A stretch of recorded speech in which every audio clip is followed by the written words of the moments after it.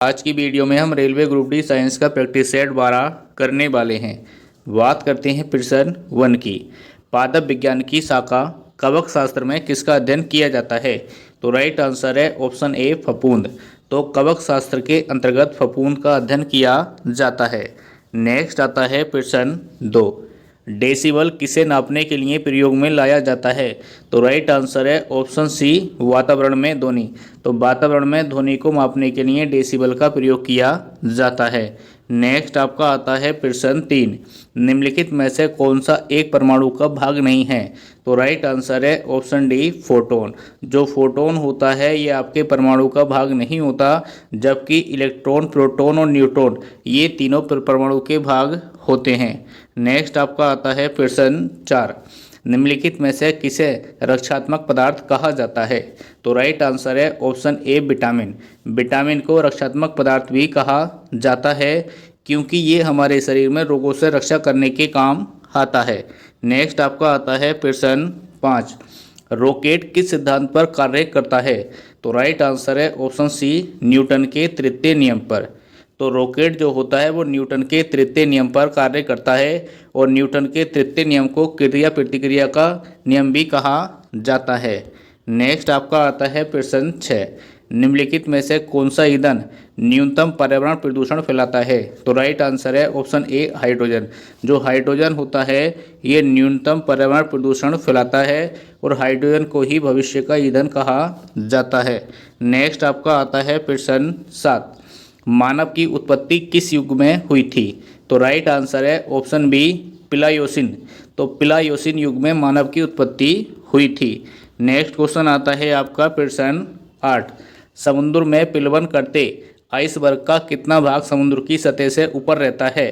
तो right answer है option D 1/10। मतलब 10 में से 1 भाग आपको ऊपर मिलेगा और 9 भाग आपको पानी के नीचे मिलेगा। तो इसका राइट आंसर है आपका 1/10 भाग। नेक्स्ट आपका आता है प्रश्न 9। सोडियम धातु का संग्रहण किसमें करना चाहिए? तो राइट आंसर है ऑप्शन डी मिट्टी का तेल। तो सोडियम धातु का संग्रहण या स्टोर मिट्टी के तेल में किया जाता है। नेक्स्ट आता है आपका प्रश्न 10। प्रकाश संश्लेषण में पर्णहरित की भूमिका क्या है? तो राइट आंसर है ऑप्शन सी प्रकाश का अवशोषण। तो प्रकाश का अवशोषण करने का जो कार्य होता है प्रकाश संश्लेषण की क्रिया में पर्णहरित का ही होता है। नेक्स्ट आपका आता है प्रश्न 11। इस्पात के गोले में पदार्थ की मात्रा उसका क्या होती है? तो राइट आंसर है ऑप्शन बी द्रव्यमान। तो इस्पात के गोले में पदार्थ की जो मात्रा होती है वह उसका द्रव्यमान होती है। नेक्स्ट आपका आता है प्रश्न 12। इलेक्ट्रिक बल्ब के निर्माण में किस कांच का उपयोग होता है? तो राइट आंसर है ऑप्शन सी फ्लिंट कांच। तो इलेक्ट्रिक बल्ब के निर्माण में फ्लिंट कांच का उपयोग होता है। आता है प्रश्न 13। जब कोई व्यक्ति बकरे का मांस खाता है तब वह राइट आंसर ऑप्शन बी द्वितीय उपभोक्ता होता है। मतलब ये है कि जब कोई व्यक्ति बकरे का मांस खाता है तो वह द्वितीय उपभोक्ता के अंतर्गत आता है। नेक्स्ट आपका आता है प्रश्न 14। किसी द्रव का उसके क्वथनांक से पूर्व उसके वाष्प में बदलने की प्रक्रिया को क्या कहते हैं? तो राइट आंसर है ऑप्शन ए वाष्पीकरण। तो उस क्रिया को वाष्पीकरण कहा जाता है। नेक्स्ट आता है प्रश्न 15।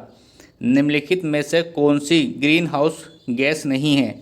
तो राइट आंसर है ऑप्शन बी हाइड्रोजन। जो हाइड्रोजन है ये ग्रीन हाउस गैसों के अंतर्गत आपकी नहीं आती। नेक्स्ट आपका आता है प्रश्न 16।